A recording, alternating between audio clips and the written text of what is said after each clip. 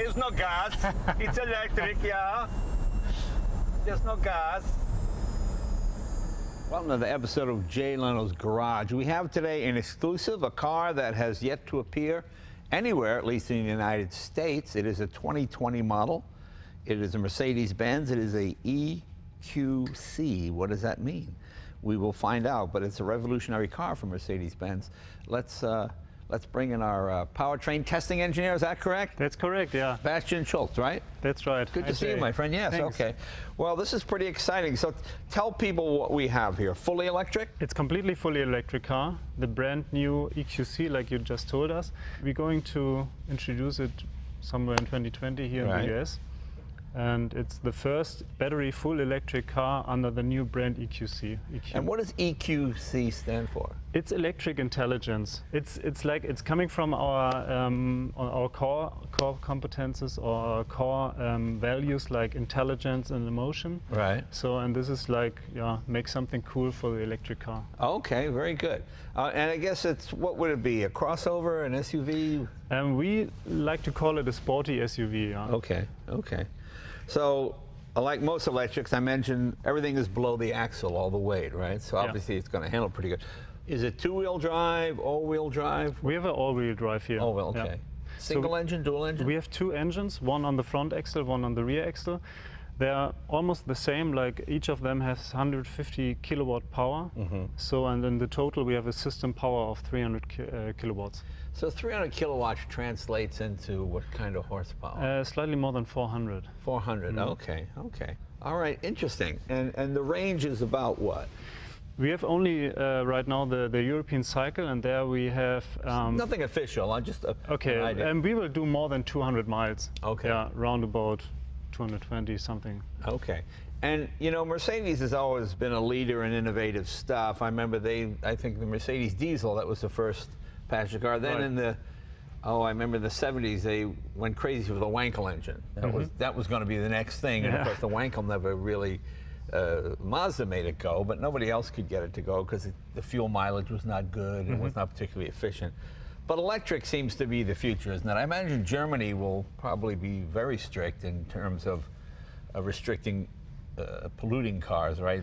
Right, you're completely right. I mean, we now made the first step with the EQ, with the brand, and by 2022 we will have 130 models completely electrified. Really? Yeah. Okay. So we have more. We're gonna have 10 fully electric cars up to 2022, and then everything like the 48-volt electrification of the diesel and the powertrains and the gasolines, and then the plug-in hybrid. So the completely package of electrification will start right now. Well, I know, because Mercedes always kind of sits back and watches what happens. I always tell the electric car manufacturers, when Mercedes-Benz gets into the business, that's when it's going to get really competitive. Because I remember in America, a cup holder, why would you need a cup holder in a car? You know, and Mercedes never put a cup holder in a car, and then Americans walk in. And when they did come out with a cup holder, it was the most complicated. You turn it, it turns around, goes like this, and it brings the cup to you like that. And it just made me laugh, because a Mercedes cup holder, everybody else just has two holes in the transmission tunnel. You stick your cup. Mercedes, you press it, the thing goes around, it comes like this, and it hands you the cup, and it is very funny. And that's why German engineering. Huh? Well, I like German engineering. I'm a fan of German engineering, and that's why I know when Mercedes-Benz gets into the electric game, it's going to be full on and pretty unbelievable. I imagine, you know, people like change, but they like gradual change.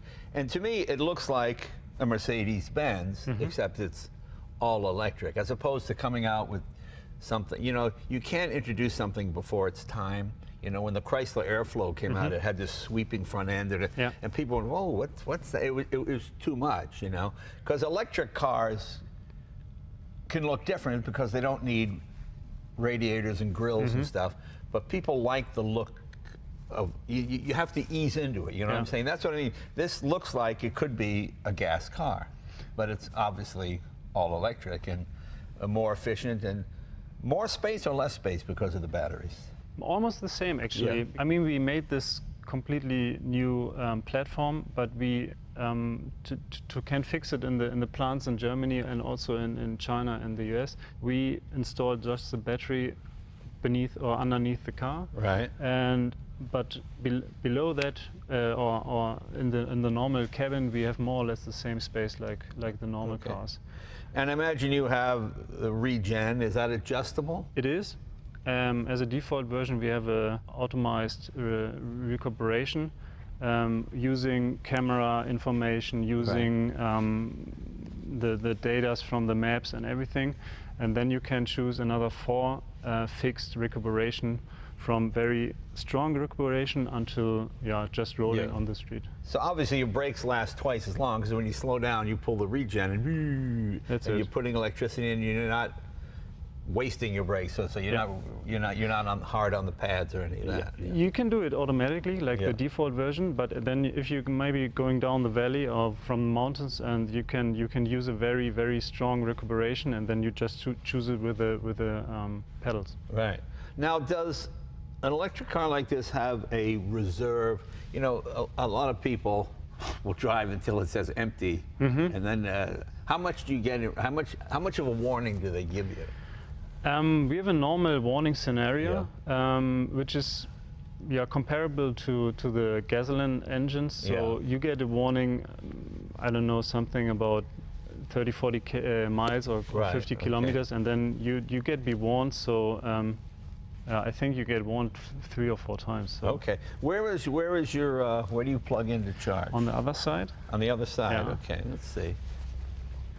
That's the charge port right here. Yeah. Here we go. Okay. Here we have 2 possibilities to charge. Is this a Mercedes only charger, or will it be sort of a universal? This one is the combo, the CCS1. Right. So this is used also in the US market. Right. Yeah. You can go up to, I think we have here, yesterday we found some stations from up to 50 kilowatts. Okay. So this is pretty fast, but the car can go up to 110 kilowatt. Cool. Yeah. Cool. All right. So you shut this and boom. Tell me about this pattern on the wheel. It's kind of cool.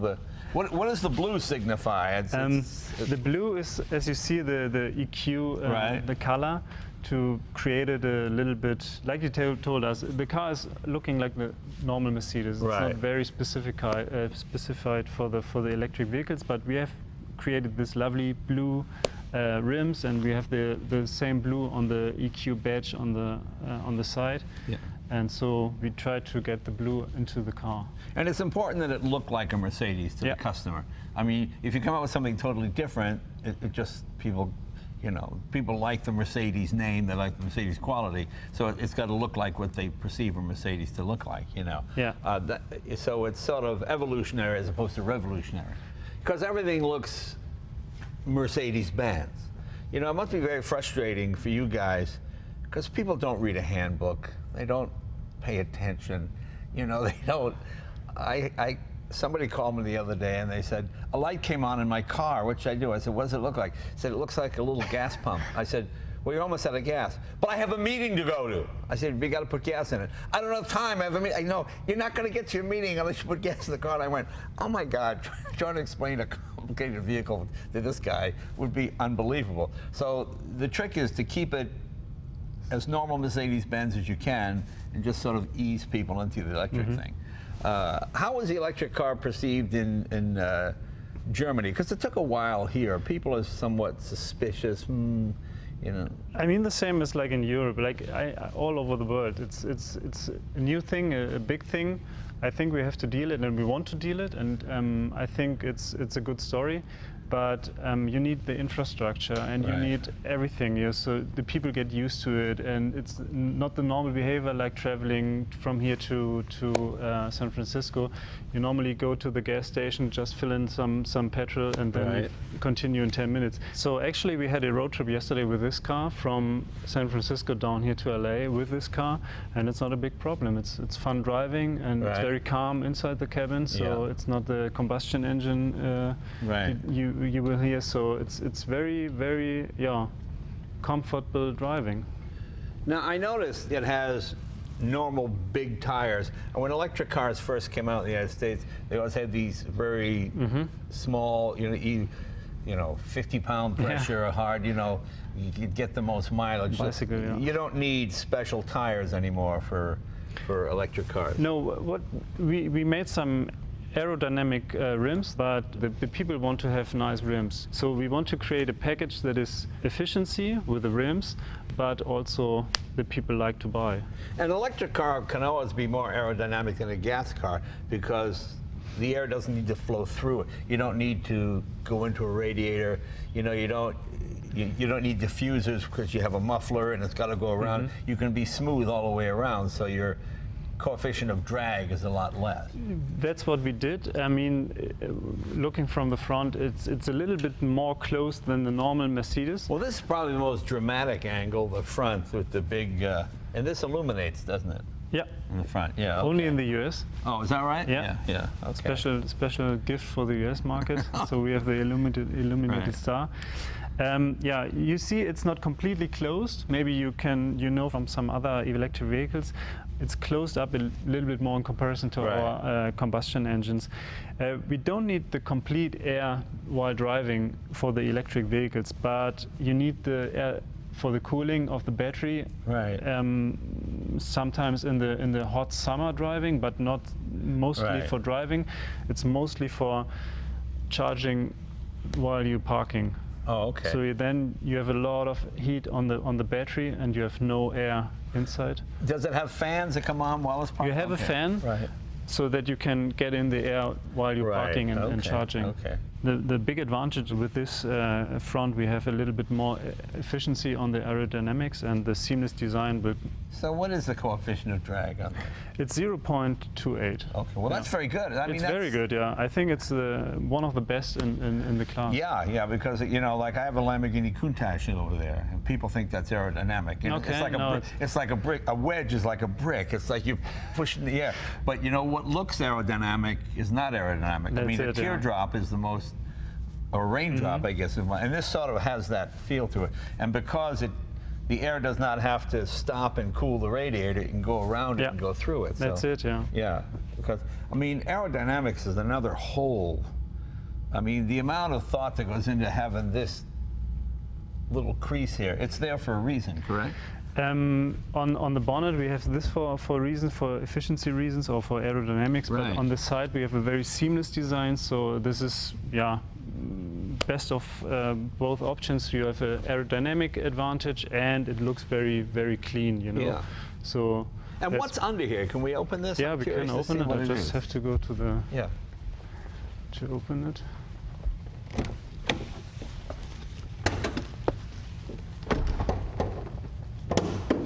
So right now we see nothing.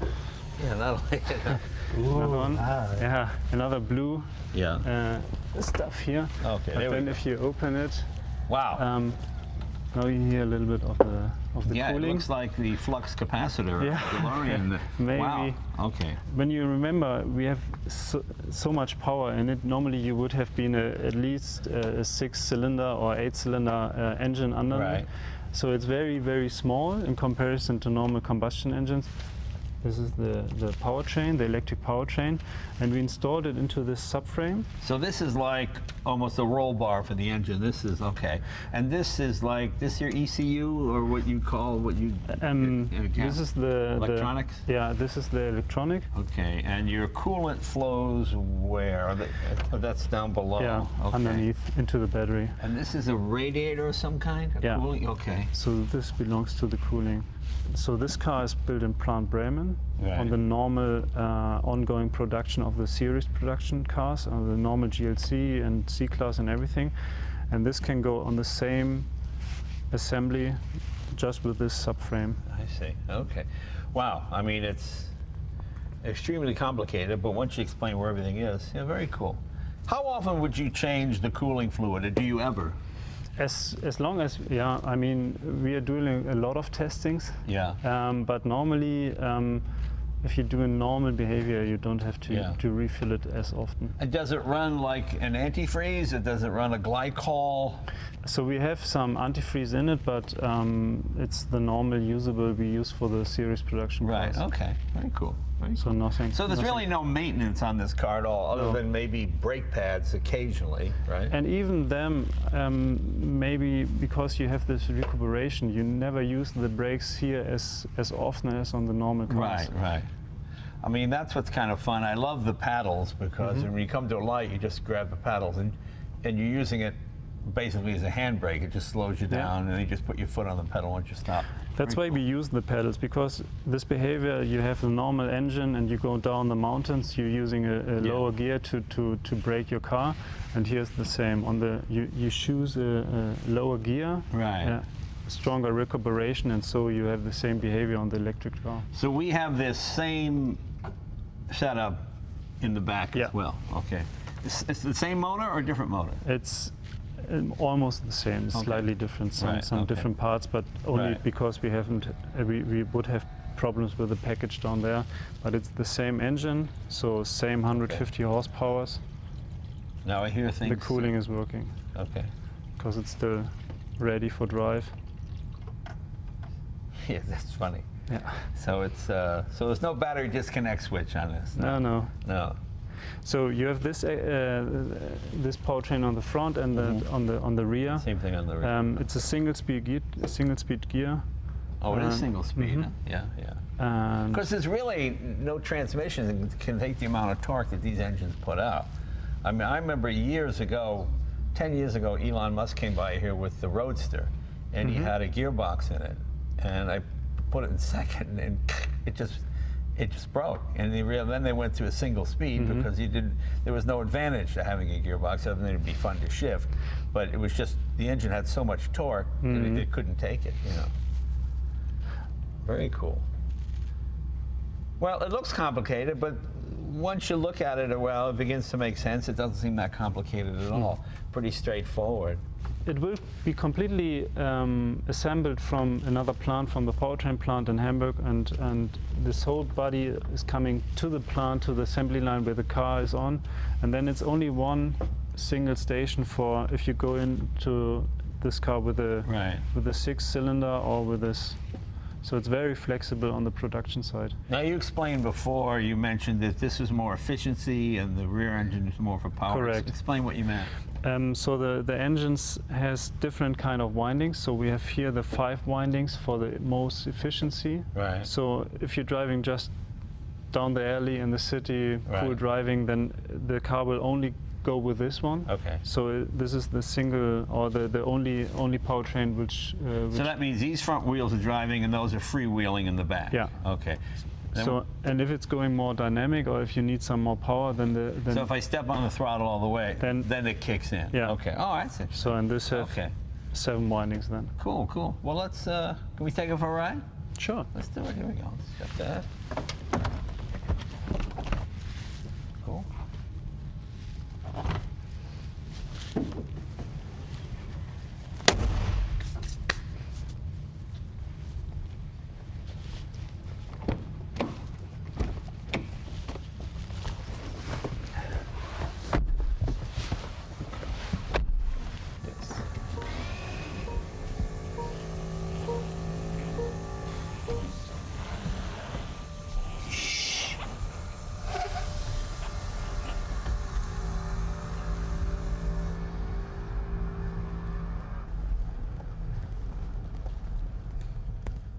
Next time.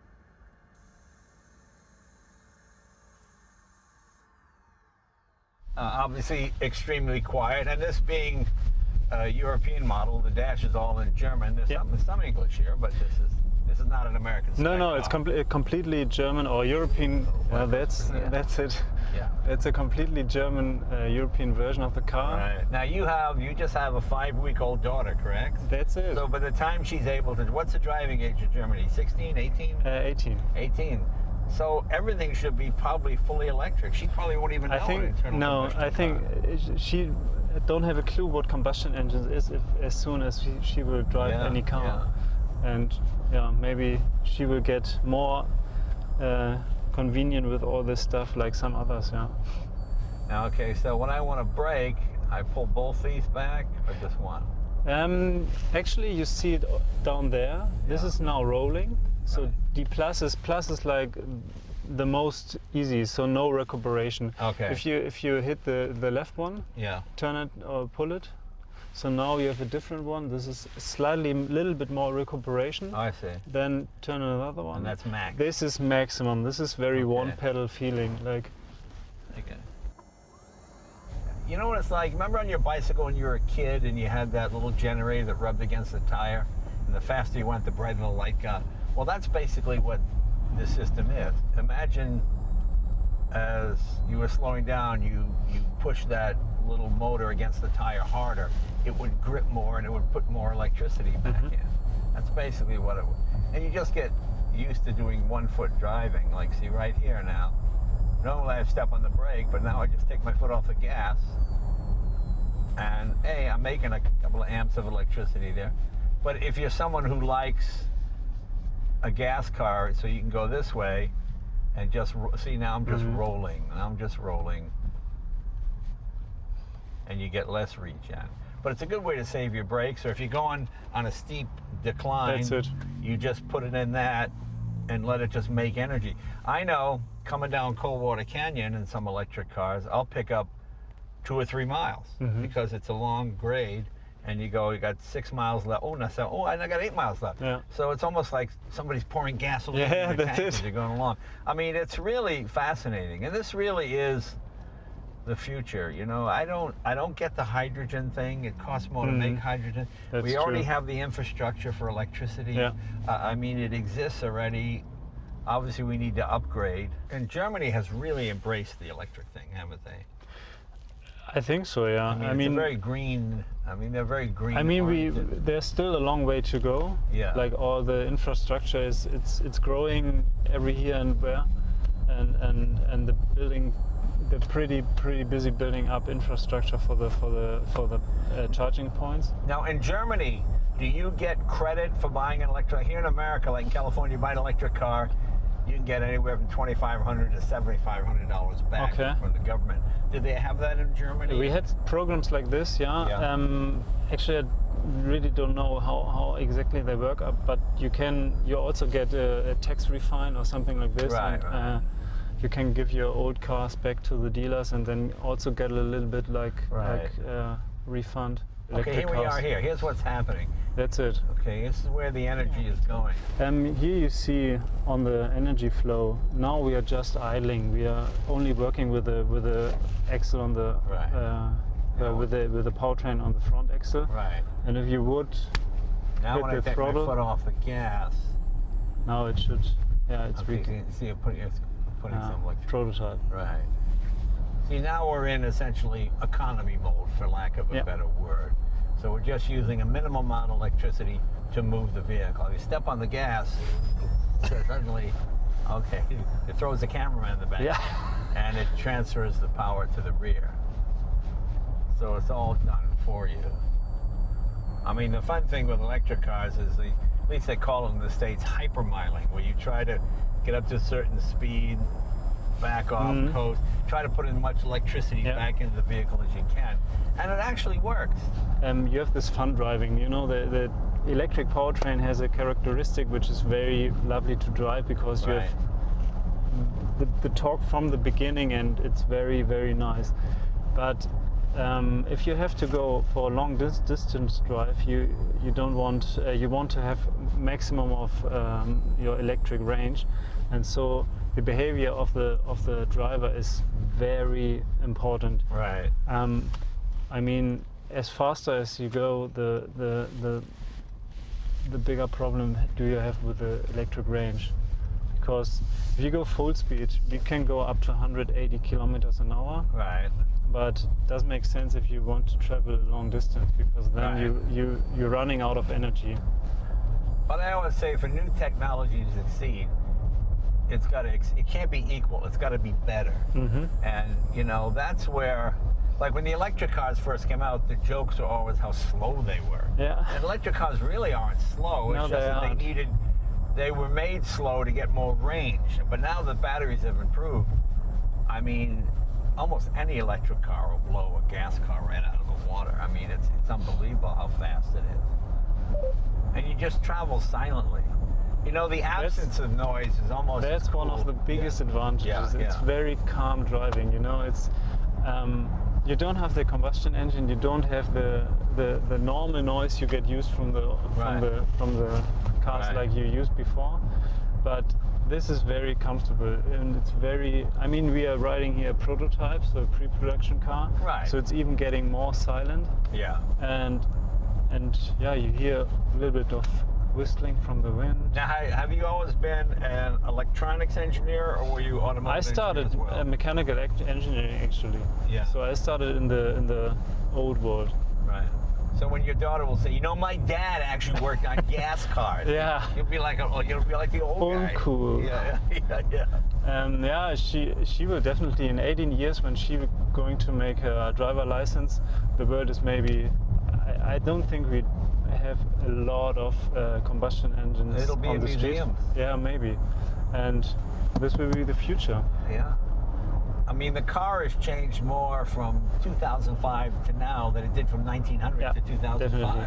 I mean, because there's almost nothing, quote, automotive about this except the body shell and maybe the brakes. Yeah. The transmission, the power delivery, the way the batteries are situated. How hard is it to change the batteries? Do they sort of slide in and out on these? You have to put the car up and then just take the battery from to the bottom. It's not the big story, but yeah, it takes a couple of hours.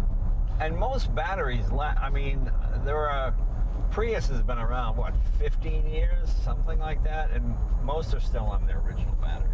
You lose maybe 5%. Yeah. Same thing with Tesla, you know, that people always thought, oh, you have to replace the batteries all the time, but that really hasn't been the case, no. Actually, I mean, the behavior of the driver or of the owner can have a pretty big influence on the batteries.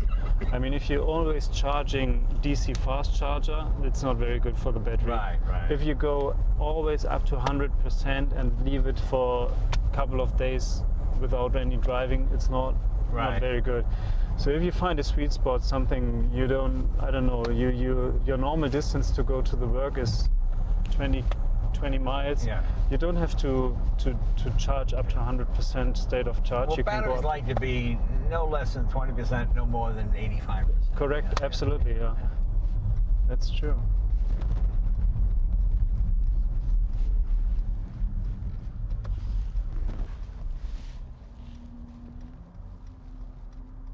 And in the next couple of years, I think there are a lot of manufacturers will bring out new electric vehicles. Yeah. It's always funny. We went to Phoenix in September for testing purposes, and this with the illuminated star in front, it was a magnet on the street. Oh, people like that. Yeah, very much. So why would that only be an American thing? Because it's not allowed in Europe. We only have the side, the headlamps. Oh, you but can't in have the front, yeah. I think I'm not too sure, but it wasn't allowed for us. We have this light strap on underneath the bonnet, and it couldn't be completely close to the headlights. That's what I heard. Oh, because certification and everything is a little bit difficult for us. What's the most difficult country to get a car certified for? Is it the United States for you? Depends. Maybe on the diesel side. No. But we have. China is quite complicated because you never know what you're gonna get. I mean, they're changing laws. 2 months before, and then we had this problem with the high with the energy density on the battery, and they just said it in maybe August. Okay, this will coming up 1st of Jan in 2019. So, but you can't do anything with it. Wow. Battery technology is moving so fast. Yeah, it is, definitely. You know, you might have seen in my garage my 1919 Baker Electric, and there was a battery sitting on the ground next to it. Okay. Thomas Edison made that battery. That was an alkaline battery. Yeah. Thomas Edison wrote a letter to Henry Ford saying, this alkaline battery will make your Model T extinct. This is going to revolutionize the electric car. Okay. You're going to double the mileage, blah, blah. Yeah. None of that happened. I mean, the alkaline battery worked okay, but it really didn't do what it was supposed to. But and batteries didn't really change much from Edison's time to almost 10 or 15 years ago. Yeah. But now, oh my God. Now we have the lithium-ion batteries. Yeah. But we still need the cooling, and Right. I heard about some Korean, Asian, maybe some Germans are building or are trying to get this solid battery Yeah. without any coolings and everything. That's interesting. Yeah. I know when the Leaf came out, it had an air-cooled battery, which was not very good because in Phoenix, where it's hot, your range will go down to 30 miles or Yeah. something, and then someplace where it's cold, the same thing. Yeah. So the air-cooled doesn't work.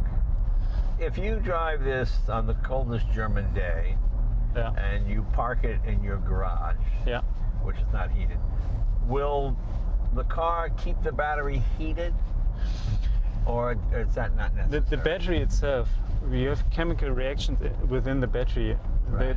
The battery only would go very, very low temperature if you would let it there for maybe 1 week. Right. So if you come home in the evening and go back or leave again tomorrow morning, the battery will have Right. zero. But if you left it for a week, Yeah. would maybe 5 days into the week, Okay. you hear, would the electricity in the batteries Yeah. circulate heat to keep itself warm? No. So we don't do this actively. It's only the chemical reaction which okay. doing this. And because you have a very, very big volume, so the bigger the battery, the longer these chemical reactions work in the battery, so the slower the cool down phase is. And I imagine crash testing an electric car is another whole Yeah. deal, Yeah. isn't it? Yeah. Especially for Mercedes-Benz, as you know, it's one of these core principles like safety for passengers. Exactly. Yeah. And so we had a lot of safety structure in the body in white, and even in the battery. So, but on the one hand, it's very safe. We just had some crash tests, and everything was very fine. So the car itself, with all the crash tests in the battery, so everything is very, very nice and Cool. safe. On the other hand, you're losing a lot of volume for the batteries inside the battery, so the energy density will decrease. So how for the much battery. more will this be to a comparable gas Mercedes? About the same. Is the idea to have close to the same price point, or electric will always be more expensive? We want to make it affordable for everybody because we want to electrify the people. But on the other hand, the productions is very, very not very cheap, and the batteries are quite expensive right now, getting better and better. Yeah. So I think we don't have any prices for the US. For the European market, we're going to introduce it mid of next year. So the prices will be available in spring. But there might be in the area of or in the range of the GLC 43. And then you have, as I told, now we are riding in the driving program Comfort, like the Blue Sea. If you want to go as far as you could with the electric range, you can choose the programs like Eco. Then you have the acceleration characteristic is a little bit. We're stealing you a little bit of the power, but therefore you can go some miles more extra, and the maximum range. You have also, like on the maps, you have this multi-purpose stopping and multi-routing stopping that you from here to San Francisco. Then the system is calculating where to stop at which charging station and so on. Well, I want to thank Mercedes-Benz and Bastian for letting me drive this. This has not been driven by anybody outside of Germany. I think I'm the first person in the United States. You are. So this is really cool, and I've just been waiting for Mercedes to get into this electric game, because I knew they would sit back. Let's see what's happening here. Let's watch and see. And then when they would come in, they would come with something amazing like this. I mean, it has all the amenities of a normal Mercedes-Benz, except it's electric, which is it's just a beautifully well-made automobile. And this one's a prototype. This is not even the finished product. No, it's a pro. Yeah, and all kinds of power. Watch. Hey, see you guys next week.